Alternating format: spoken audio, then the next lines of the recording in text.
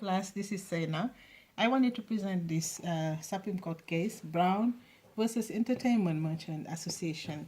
The facts of the case are about an act that California enacted to ban the sale of violent video games to minors unless they are assisted by adults. So the EMA filed a lawsuit against that act to challenge the act under the First and 14th Amendment.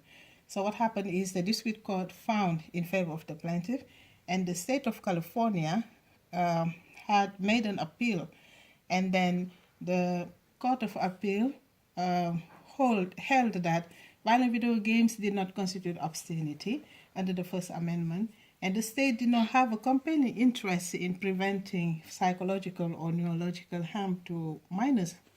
And also, even if the state had compelling interest in the law was not narrowly tailored enough to meet that objective.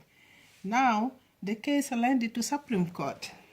What happened is now they have a question to answer, which is, does the First Amendment bar state from restricting the sale of violent video games to minors?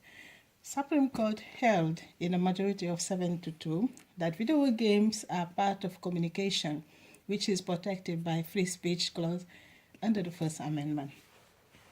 The opinion of the court is given by Antonio Scalia, and I will just go through the main points. First of all, it is said that the movies the same and the plays, the books, the same way they are protected, video games are also protected under the First Amendment, free speech.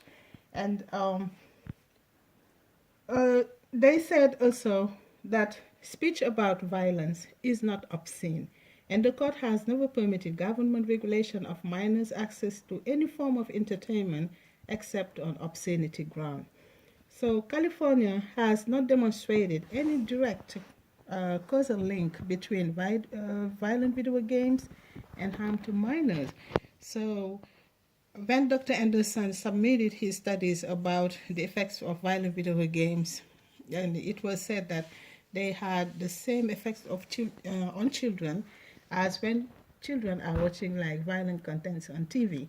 So still, Saturday morning cartoons were still going on, and they had like the distribution of pictures of guns, and California did not enact anything to prohibit that.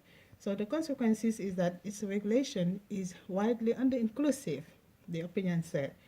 The opinion also said that the act purported aid parental authority is vastly over-inclusive because not all of the children who are forbidden to purchase violent video games on their own have parents who care whether they purchase violent video games or not.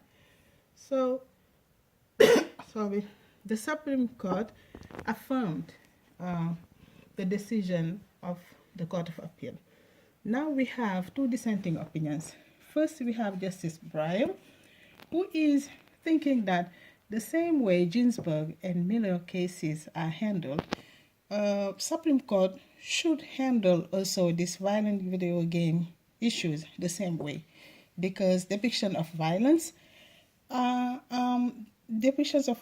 even extreme violence, automatically fall outside the First Amendment protective scope, as for example, do obscenity and depiction of child pornography. And Justice Breyer also said that why are words like kill, maim, and dismember any more difficult to understand than words like nudity?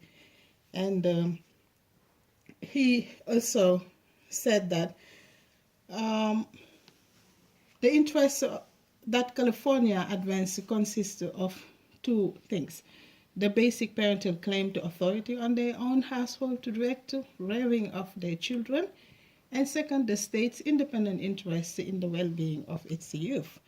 And also Justice Breyer is saying that Ginsburg makes clear that a state can prohibit the sale to minors depiction of nudity. Today, the court makes clear that a state cannot prohibit the sale to minors of the most violent interactive video games. For this reason, he dissented. And the second dissent is Justice Thomas. And his dissent is mostly based on the traditional view of parental authority, because he is saying that the historical evidence to show that the founding generation believed parents had absolute authority over their minor children. And the conception of parental rights and duties was like exemplified by Thomas Jefferson's approach to raising children. He was writing letters to his daughters telling them what to do and what not to do. And also he is stating that the freedom of speech, as originally understood, does not include a right to speak to minors without going through the minor's parents or guardian.